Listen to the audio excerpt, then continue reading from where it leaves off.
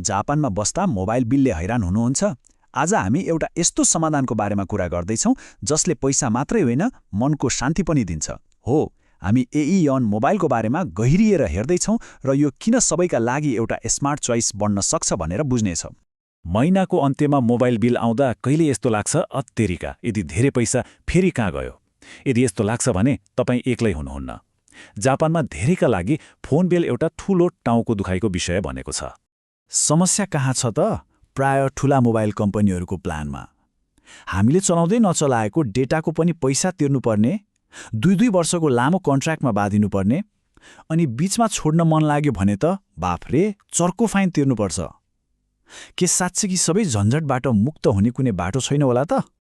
अब खुसीको कुरा के छ भने बाटो छ, र त्यो बाटो हो एओएन मोबाइल। यो एउटा यस्तो सर्भिस हो जसले ग्राहकलाई पहिलो प्राथमिकतामा राख्छ, र यो कुरा हामीले मात्र भनेको होइन है, यसले पाएका अवार्डहरूले नै यो कुराको पुष्टि गर्छ। ल त्यसो भए आयोन मोबाइललाई यति खास बनाउने 3वटा मुख्य कुराहरू के हुन् त? आउनुहोस् एक एक गरेर हेरौँ। पहिलो र सबैभन्दा महत्त्वपूर्ण कुरा हो प्लानमा पाइने पूर्ण लचकता।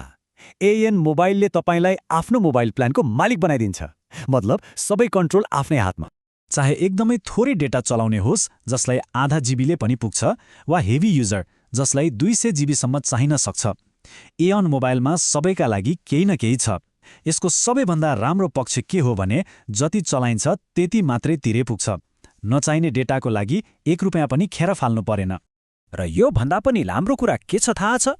यहाँ कुनै लामो कन्ट्र्याक्टको झन्झट नै छैन। यति समय चलाउनै पर्छ भन्ने कुनै बाध्यता छैन, अनि मन नपरेर छोड्दा कुनै फाइन पनि लाग्दैन।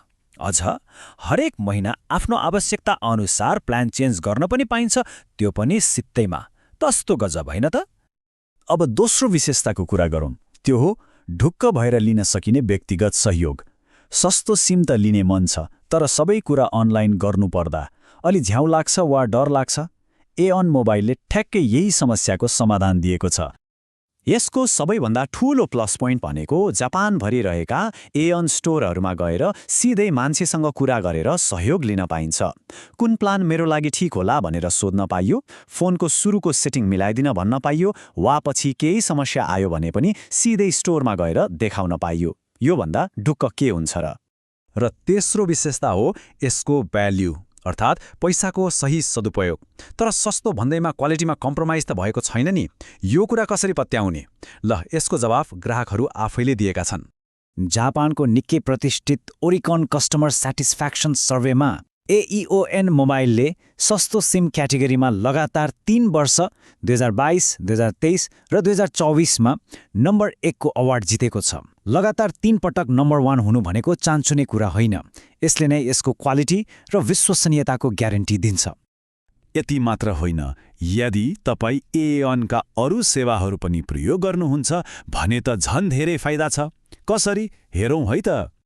यदि तपाईसँग एओन गोल्ड कार्ड छ भने मोबाइलको मासिक बिलमा सिधै 5% छुट पाउनुहुन्छ, र यदि तपाईँ एओनको शेयर होल्डर पनि हुनुहुन्छ भने त झन् थप 5% छुट।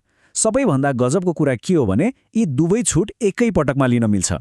सोच्नुस् त बचत कति धेरै हुन्छ। अनि छुट मात्रै होइन नि, पोइन्ट पनि कमाइन्छ। एओन मोबाइलको बिल आफ्नो एओन कार्डबाट तिर्दा 1 पोइन्टहरू पनि जम्मा भइरहन्छ, अनि त्यो पोइन्टलाई एओन स्टोरमा ग्रोसरी किन्दा वा अरू सामान किन्दा पैसा जस्तै चलाउन पाइयो। बचतमाथि बचत।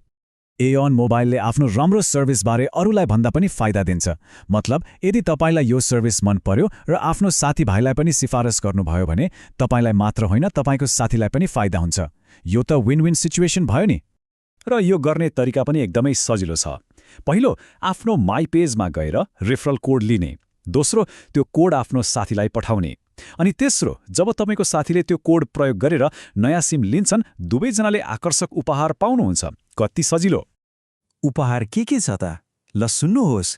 जसले सिफारिस गर्यो उसलाई 3000 वेवान पोइन्ट्स र थप 1 जीबी डेटा कुपन, र जसले नयाँ सिम लियो उसलाई पनि 1000 वेवान पोइन्ट्स र 1 जीबी डेटा कुपन। साँच्चै दुवैलाई फाइदै फाइदा। अब यति धेरै राम्रा कुराहरू त गरियो, तर हरेक कुराको अर्को पाटो पनि हुन्छ। इमानदार भएर भन्नुपर्दा एउटा कुरा चाहिँ ध्यानमा राख्नुपर्छ। धेरैजसो सस्तो सिमहरूमा देखिने एउटा साझा कुरा के हो भने एकदमै धेरै मान्छेले एकैपटक नेट चलाउँदा, जस्तै कि दिउँसोको लन्च टाइममा इन्टरनेटको स्पिड अलिकति स्लो हुन सक्छ। यो एअन मोबाइलमा पनि कहिलेकाहीँ देखिन्छ। त्यसैले यो कुरालाई चाहिँ मनमा राख्नुपर्छ। ल त यी सबै फाइदा र एउटा सानो कमजोरीलाई हेर्दा अब प्रश्न आउँछ, आखिर एअन मोबाइल कसको लागि चाहिँ पर्फेक्ट छ त? खास गरी 3 किसिमका मानिसहरूका लागि यो एकदमै राम्रो विकल्प हो। पहिलो, परिवारको मोबाइल खर्च एकै ठाउँमा मिलाएर पैसा बचाउन चाहने परिवारहरू। दोस्रो, स्मार्टफोन चलाउन भर्खरै सिक्दै गरेका वा सिनियर सिटिजनहरू जसलाई बेला बेला स्टोरमै गएर सहयोग चाहिन्छ। अनि तेस्रो, जो एअनमा नियमित किनमेल गर्छन्, उनीहरूले छुट र पोइन्टबाट डबल फाइदा लिन सक्छन्। एअन मोबाइलका यी सबै विशेषताहरू बुझिसकेपछि अब एकपटक सोच्ने बेला आएको छ, के अहिले प्रयोग गरिरहेको मोबाइल प्लानले साँच्चै पैसाको सही मूल्य दिइरहेको छ त? सायद अब आफ्नो प्लानलाई एकपटक फेरि हेरेर एउटा स्मार्ट निर्णय लिने बेला भयो कि?